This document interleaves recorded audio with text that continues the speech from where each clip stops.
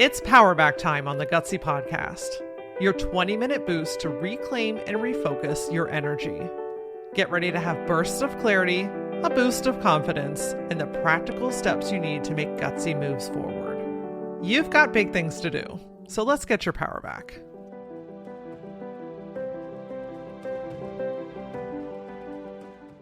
A lot of people would say that getting started is the hardest part of making any kind of change. And while I agree that that definitely can come with some challenges, I think that the harder part is continuing. You know, it's those quiet, lonely moments when it feels like nothing is working out and you're not seeing results. It's feeling monotonous or boring. You're comparing yourself to other people and old habits and beliefs start creeping in.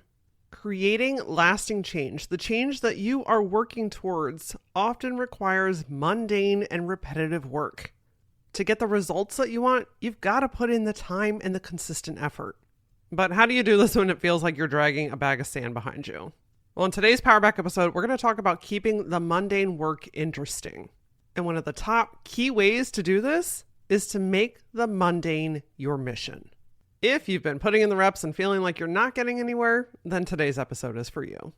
One of the tips that I'm going to share today, I'm going to jump ahead for a second, is having a buddy system in place. Someone or a group of people that are on the same journey, doing the same thing, working towards a similar goal. Even if it's a different goal, you're doing the work together. That's what the women inside the Gutsy Collective are doing. They're doing the mundane work, but they're doing it alongside one another. They have the accountability built in, the extra push that they need. There's other women to celebrate with when they reach their milestones, no matter how small or large they are. They are doing the hard things that they have been avoiding. And guess what? They're getting them done. Things like leaving a toxic job, changing relationships, learning how to express emotion and feel empowered by it, finishing projects that have been lingering for years. Making a gutsy move isn't always monumental by size. In fact, it's often in the day-to-day changes, the small micro changes that add up to big shifts in your world. The women in the Gutsy Collective are doing the things that their brain told them that they couldn't. And if you are in that place, if you're ready to make a shift, and you could really use some women in your corner to support you as you're doing it, then I invite you to go to LauraAura.com and sign up for a free trial of the Gutsy Collective. It's a casual environment with practical ways for you to do the things that you've always wanted to do. All right, so today we're talking about keeping the mundane work interesting. These are going to be some tips on staying consistent as you are making your life changes. And like I said, I know that getting started can be tough. Does it always have to be tough? No, but it often is. And it's all good and well, right? You finally get there, you make the change, you decide to do something, you start taking action, you keep going with it, and then that mundane part kicks in. The place where you have to keep going, keep doing. You're not seeing the results yet. You see other people getting ahead of you. Your brain's telling you that, see, we're going to fail at this again. Or it's just not interesting. Like, I just want the results already. I just want it to be done already. Part of that is because we live in a world where we can access things very quickly. But most of it is because this is a space of vulnerability. And boy, oh boy, do we love to avoid being vulnerable. Because this space also is paired with the perception of lack of control.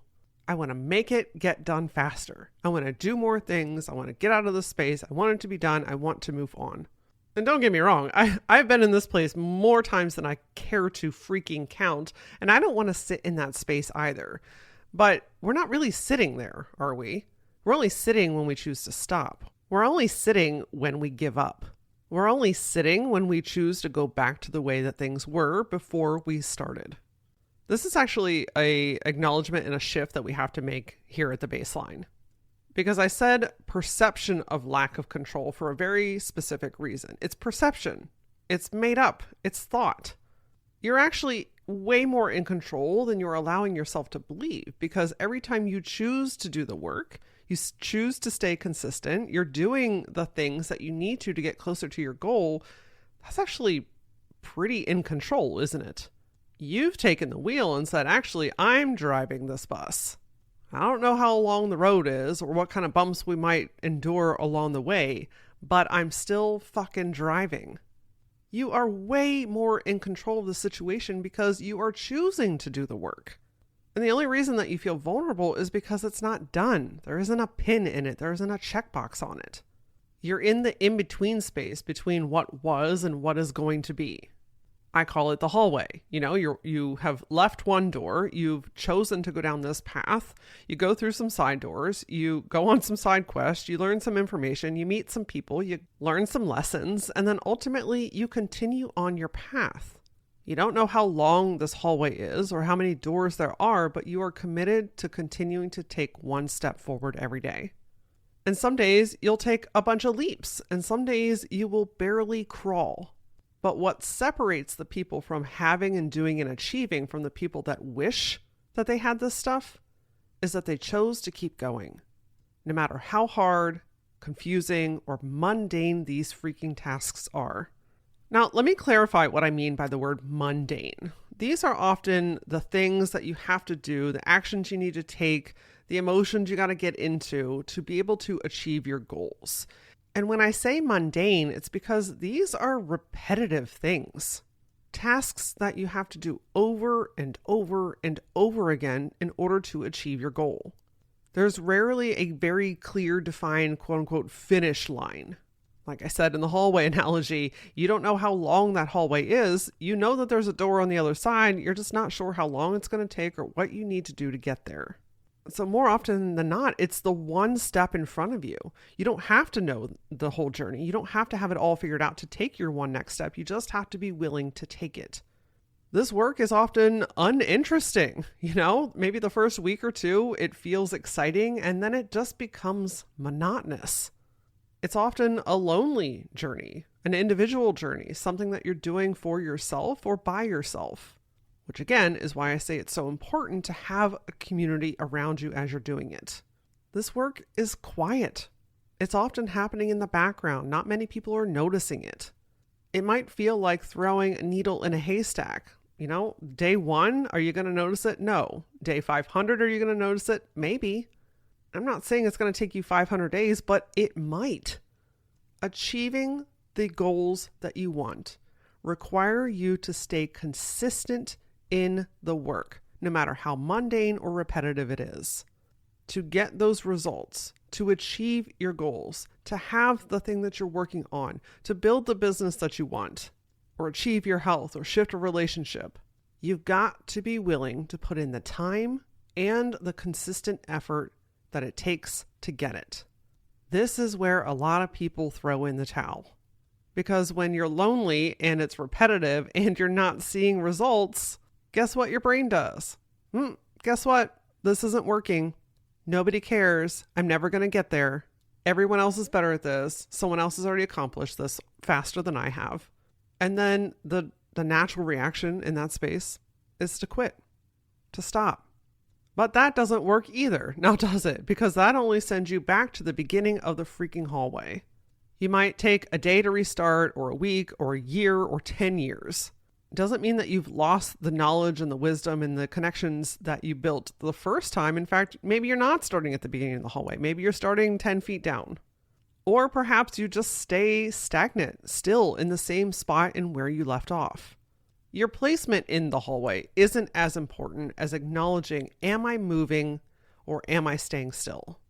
And when you quit or stop or give up for a while, the brain kicks back in and is like, see, I told you. We've tried this 100 times. We failed at it again. I guess I'll just stay here. I guess I'll just deal with it. But if you're listening to this episode right now, it tells me that that's not the place that you want to be in. And you know what? You can restart 5 million freaking times. It doesn't matter if you've quit once or twice or 30 times. I don't care if you've talked yourself out of this 5,000 damn times in the last 10 years. If you're still thinking about it, if you still feel a pull towards it, then it is still for you. You're not too late. No one else is better than you. This is your time. Let me give you some examples of what mundane work might look and feel like. So let's say that you are on a health journey. You're wanting to reverse or maintain a disease. You're wanting to lose weight. You want to feel better in your skin. I don't know a single person that hasn't been on some kind of health journey at least once in their life. And the repetitive mundane work with this might look like working out 3, 4, 5, 6 times a week. That's repetitive. You got to keep showing up. You got to keep putting in the work. And when you go to the gym or start a program on your phone or you're streaming something on your TV, you don't get results the first week. You have to do this work over and over again to be able to see and feel the changes. Or maybe part of this is meal prepping. Maybe you're trying to be more conscious about what you are eating. And so every week on Sunday or Tuesday or whatever the hell day you choose, you're cooking a bunch of food. You're packing it in the same containers. You're stacking it in the refrigerator the same way. And weeks 1 and 2 and maybe even 3 of working out and or meal prepping feel exciting because it's new and yes, I'm committed to it. But then the reality kicks in. I need to keep doing this to achieve this goal.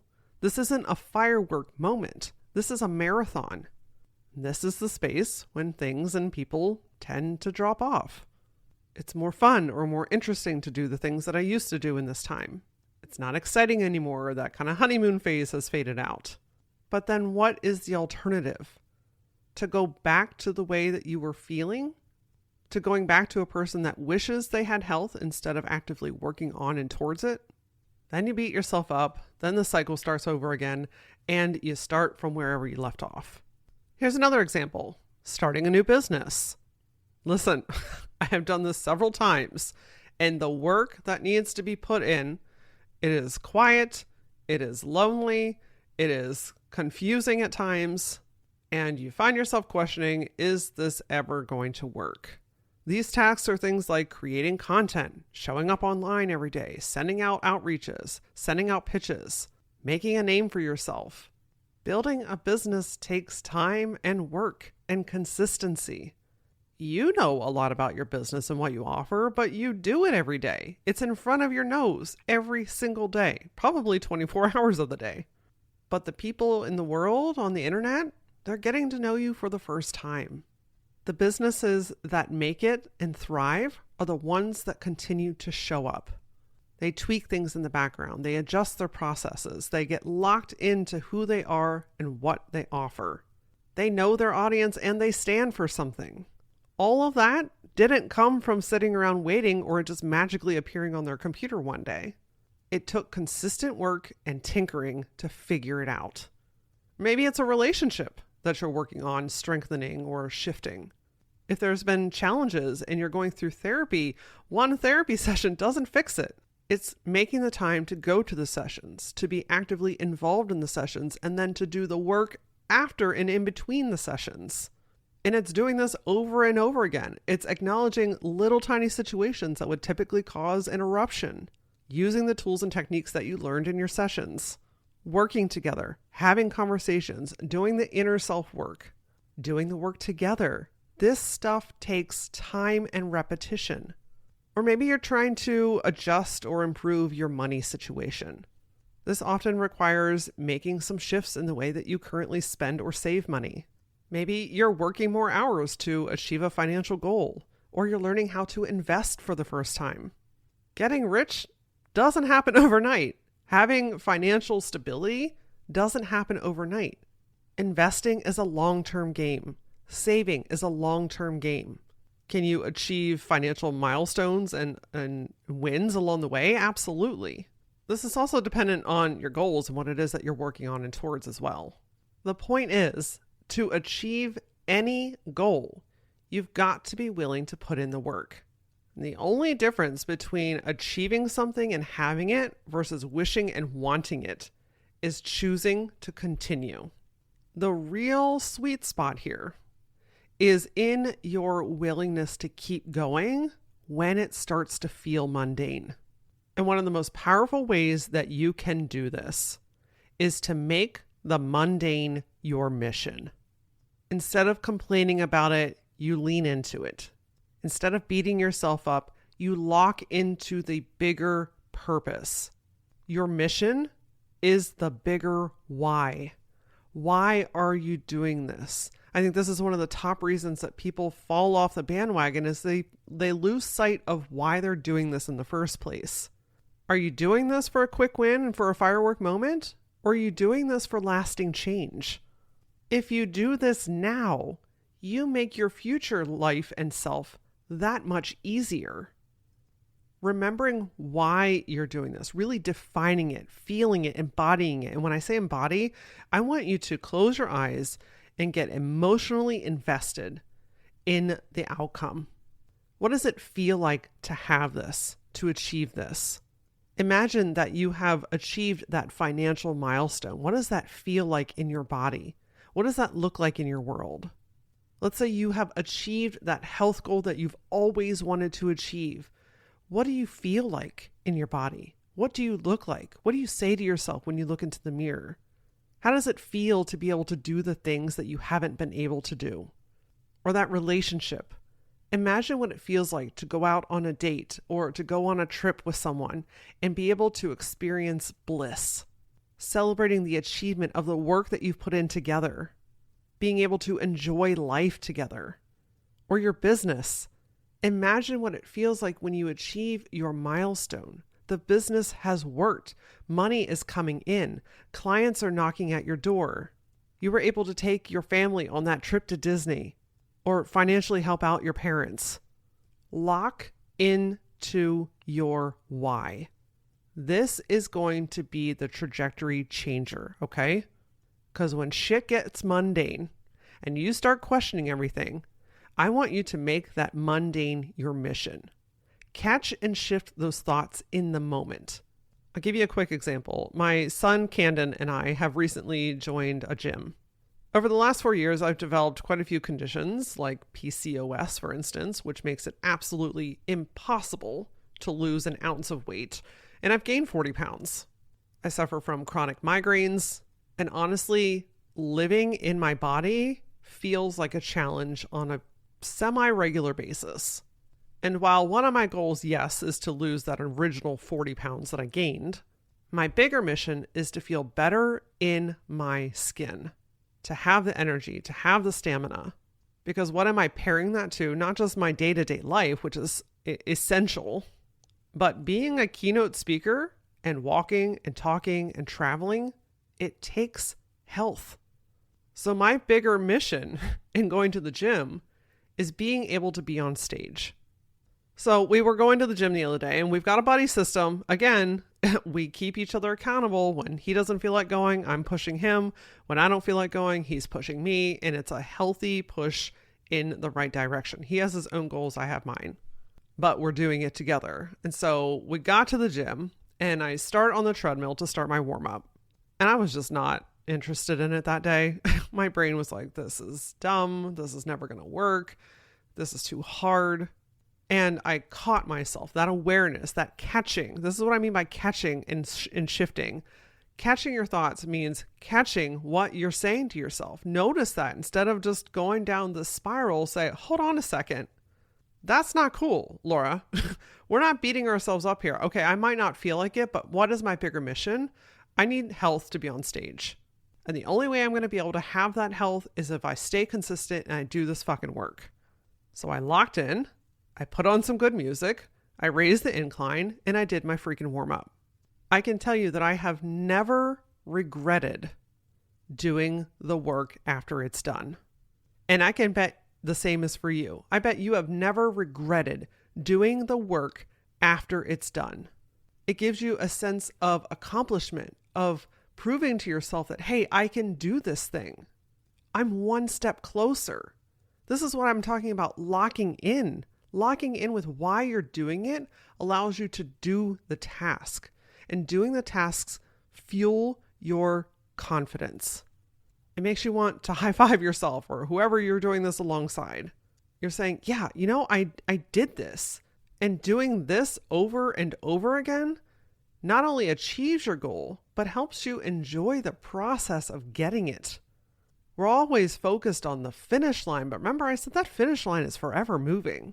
We've got to be willing and open to enjoying the process of getting the thing.